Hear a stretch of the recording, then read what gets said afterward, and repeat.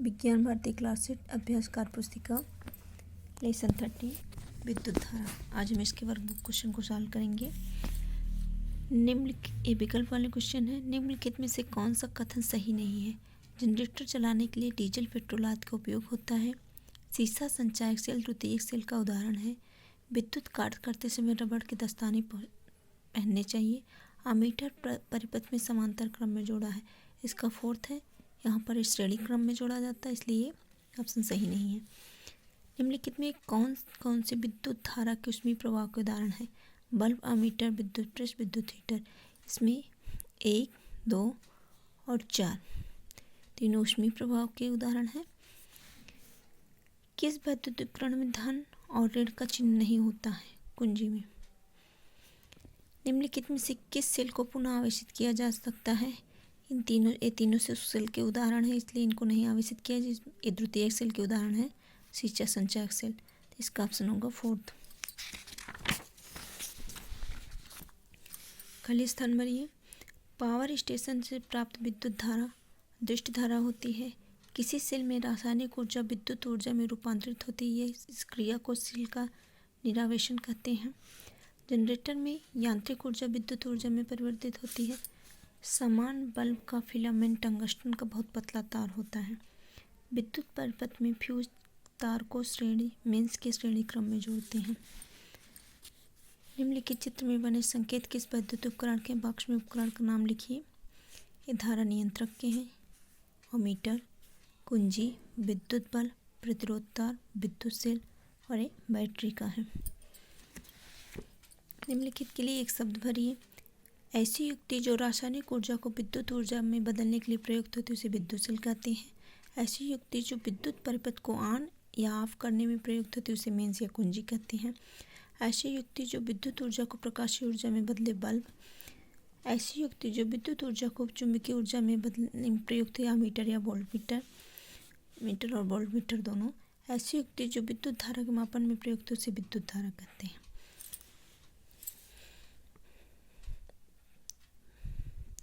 विद्युत चालक और विद्युत रोधी पदार्थ के उदाहरण लिखिए। तांबा, चांदी, पारा, एल्युमिनियम विद्युत चालक।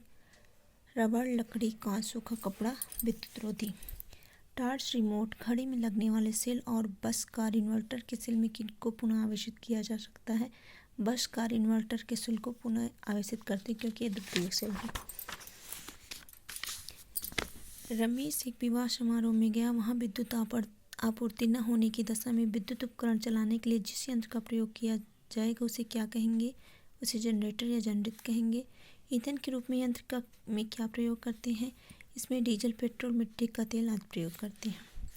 गद्यांश को पढ़कर उत्तर दीजिए। रिया के घर में बिजली की वायरिंग का काम चल रहा है। वह देखती है कि इलेक्ट्रीशियन 3 रंग के तारों का प्रयोग कर रहा है। वह अपने पिताजी से पूछती है कि इलेक्ट्रीशियन 3 रंग के तारों का प्रयोग क्यों कर रहे हैं। रिया के पिताजी ने बताया, घर में वायरिंग करते समय सामान्यतः 3 रंग के तारों का प्रयोग किया जाता है, लाल, काला और हरा। लाल रंग का तार हमेशा फेज लाइन के लिए प्रयोग करते हैं जिसमें बिजली होती है, इसे जीवित तार या लाइव वायर कहते हैं। काले रंग के तार को उदासीन तार कहते हैं या न्यूट्रल वायर होता है। फेज तार से धारा प्रवाहित होती है और उदासीन तार धारा को वापस ले जाती है। हरे रंग का तार पृथ्वी स्पर्श अर्थिंग के लिए प्रयुक्त होता है। अर्थिंग का उपयोग उपकरणों को बिजली के झटके से बचाने के लिए किया जा सकता है। जब परिपथ में किसी कारणवश शॉर्ट सर्किट हो जाता है तभी अर्थिंग के तार से बिजली प्रवाहित होती है। वायरिंग करते समय फ्यूज को क्यों जोड़ा जाता है? विद्युत उपकरण को खराब होने से बचाने के लिए। आपने एक विद्युत उपकरण दुकान से चेक करवा कर खरीदा, लेकिन जब आप उसे अपने घर में प्रयोग किया तो हल्का सा करंट लगता है। आपके अनुसार आपके घर में वायरिंग में क्या गड़बड़ी हो सकती है? सोच कर लिखिए। अर्थिंग की वायरिंग में गड़बड़ी हो सकती है। कक्षा में टीचर ने एक विद्युत परिपथ का चित्र बनाया।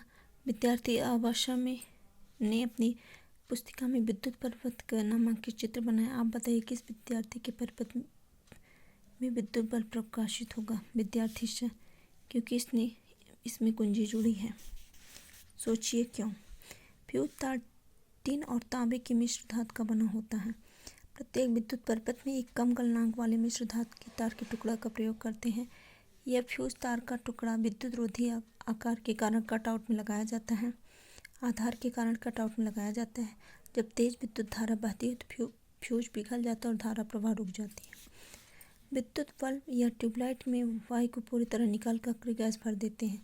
यदि बल्ब का फिलामेंट हवा या ऑक्सीजन के संपर्क में आया तो ऑक्सीकृत होकर भंगुर हो जाएगा और टूट जाएगी, इसलिए अक्रिय गैस भर देते हैं। विद्युत कार्य करते समय रबड़ के दस्ताने और रबड़ के चप्पलें पहनते हैं, क्योंकि रबड़ के दस्ताने और चप्पलें विद्युत रोधी पदार्थ हैं और इससे विद्युत प्रवाहित नहीं होती और हमें करंट नहीं लगता। रमेश को अपनी बहन का जन्मदिन मनाना है। रमेश इस कार्यक्रम हेतु कुछ विद्युत उपकरणों की आवश्यकता होगी। रमेश एक तालिका तैयार करना चाहता है। ऐसे विद्युत उपकरण के कारण और प्रयोग हेतु उपकरण लिखे। आप रमेश को ऐसी तालिका बनाने में सहायता करेंगे। संगीत सुनने के लिए म्यूजिक प्लेयर सिस्टम, विद्युत के लिए जनरेटर या इन्वर्टर, सजावट के लिए सजावटी विद्युत बल्ब। रहीम के घर में लगे विद्युत उपकरण पंखे, टीवी, बल्ब अचानक खराब हो गए हैं। रहीम ने इलेक्ट्रीशियन को बुलाया, उसे सही करने को कहा। यह भी पूछा कि अचानक सारे उपकरण क्यों खराब हो गए। इलेक्ट्रीशियन ने बताया, अचानक प्रबल शक्ति की विद्युत धारा प्रवाहित होने के कारण ऐसा हुआ। आपके अनुसार रहीम को क्या करना चाहिए जिससे भविष्य में प्रबल विद्युत धारा के विद्युत उपकरणों को बचाया जा सके। रहीम को अपने घर में फ्यूज तार लगवाना चाहिए। राधा ने 1 रुपये का सिक्का, तांबे का तार, एल्युमिनियम का तार, कागज, रबड़, सूखी लकड़ी, कांच आदि सामग्री देकर उसके अध्यापक ने चित्र के अनुसार परिपथ में बने की सहायता से विद्युत चालक और विद्युत रोधी पदार्थों की सूची अलग अलग बनाने को कहा। राधा किस प्रकार विद्युत चालक और विद्युत रोधी पदार्थों की पहचान करेगी और छांट कर अलग लिखेगी। विद्युत चालक 1 रुपये का सिक्का, विद्युत रोधी कागज, चालक तांबे का तार, विद्युत रोधी रबड़, एल्युमिनियम का तार, चालक सूखी लकड़ी, कांच, विद्युत रोधी। यहाँ पर गणना कीजिए। किसी चालक में 75 कूलाम आवेश 15 सेकंड में प्रवाहित होता है। चालक में प्रवाहित धारा की गणना कीजिए। धारा बराबर प्रवाहित आवेश की मात्रा बटे समय।